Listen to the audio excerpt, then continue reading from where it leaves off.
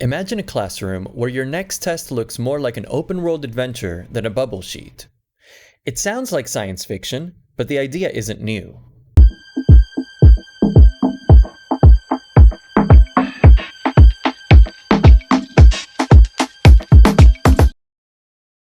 In the 1980s, millions of students learned U.S. history by guiding pixelated wagon trains along the Oregon Trail, a game so popular that it became a cultural landmark in schools.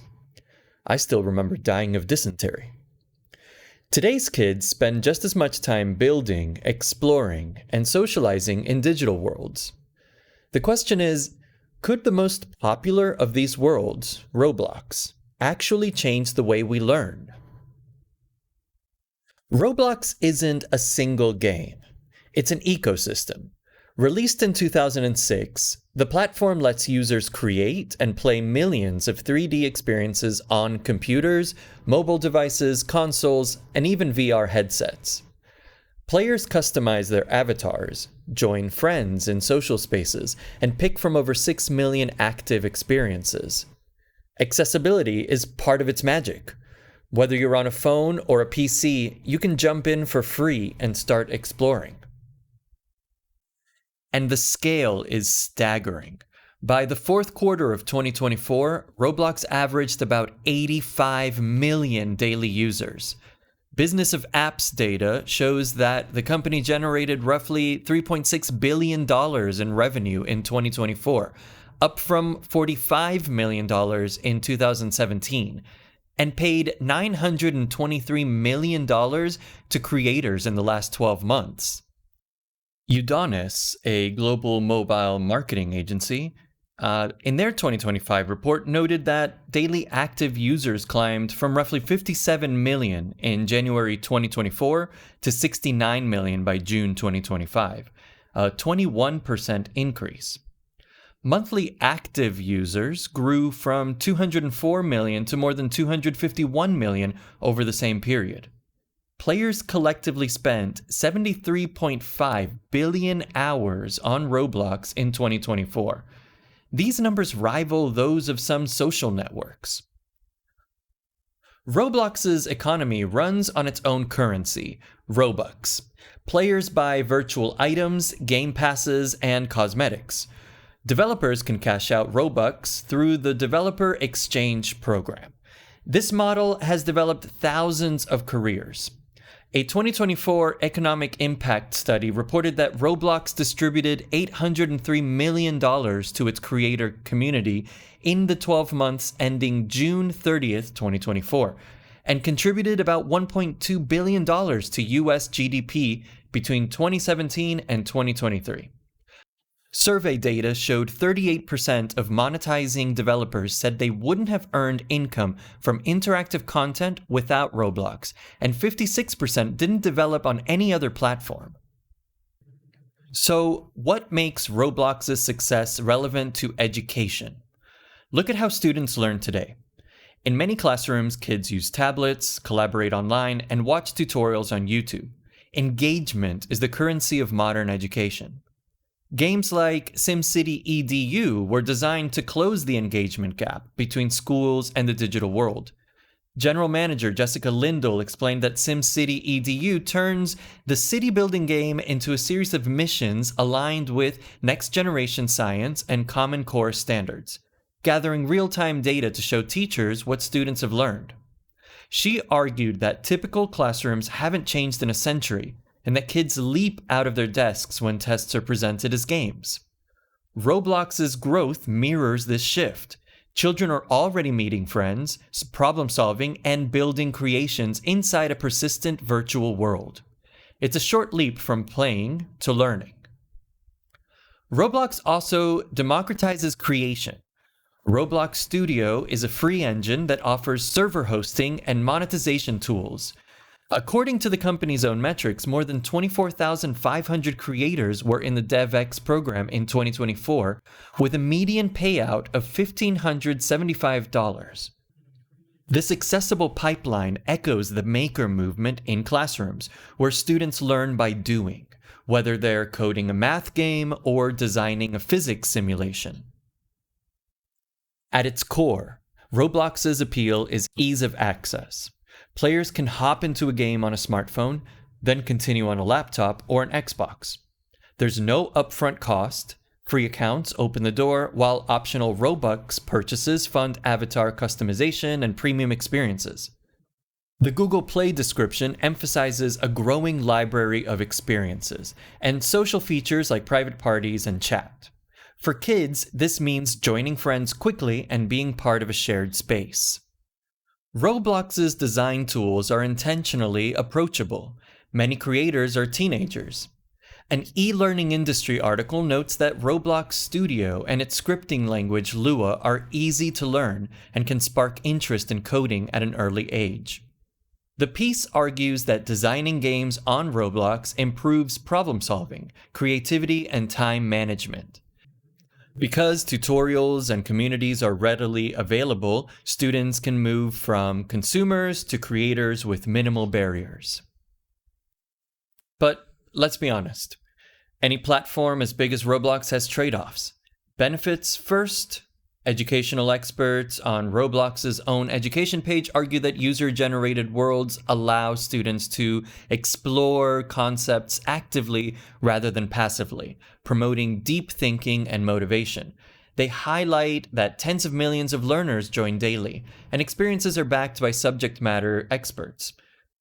The Economic Impact Report found that Roblox's DevX program indirectly supported nearly 18,000 full-time job equivalents in the US between 2017 and 2023, showing that learning to code and build worlds can lead to real careers. Gamification research supports this. The Smithsonian Science Education Center describes how game elements improve cognitive and physical development, increase student engagement, and enhance accessibility. A separate literature review notes that Kahoot-style game-based assessments produce 100% engagement and high satisfaction scores. Roblox also teaches economic literacy. Players learn to budget Robux, design virtual products, and understand supply and demand. They may also learn why taxes exist when DevX takes its cut, but that's a life lesson. Now, the disadvantages. Norton's safety guide warns that some Roblox experiences feature pay-to-win mechanics, gambling like loot boxes, and microtransactions. User-generated content can slip past filters and expose kids to inappropriate language, violence, or sexual content. Cyberbullying and predators are real threats. The company's November 2024 update added age gating, remote parental controls, and content labels to mitigate this. The platform also encourages spending. Udonis notes that monthly revenue often exceeds $90 million, with seasonal spikes over $120 million. Some critics say this fosters consumer habits in young players.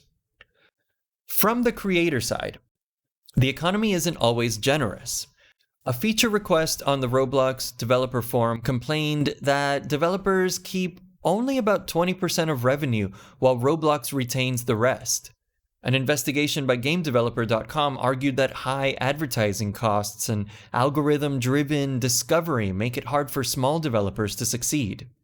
It also highlighted that creators receive a cut in Robux and must accumulate roughly $1,000 worth before withdrawing.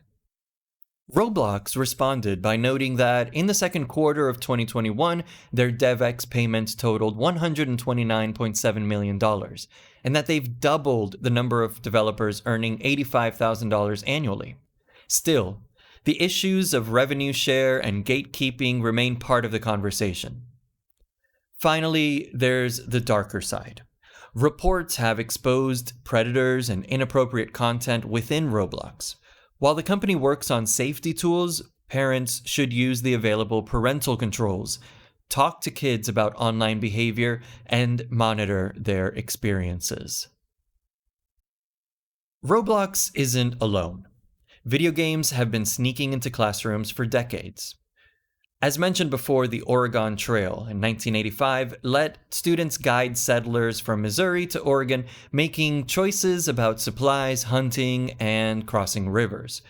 The strategy game sold over 65 million copies and was widely used in schools, becoming a cultural landmark. MinecraftEdu evolved from the popular sandbox game.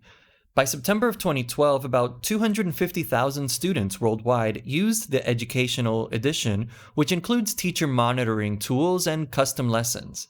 Teachers built virtual historic landmarks and even human cells for students to explore. KerbalEdu is a classroom version of the spaceflight simulator Kerbal Space Program. Developed with teacher gaming, it features an improved user interface, pre-made lessons, and metric units to teach physics and engineering. Assassin's Creed Discovery Tour offers a combat-free mode with 75 guided tours through ancient Egypt, led by historians and Egyptologists. Ubisoft created the mode after teachers requested a safe version. Tours last between 5 to 25 minutes and let students explore history like an interactive documentary. And of course, Kahoot and other quiz platforms. They gamify formative assessment. A study during the COVID-19 pandemic reported that Kahoot-based assessment achieved 100% student engagement and high satisfaction scores, suggesting that game-based quizzes can enhance learning.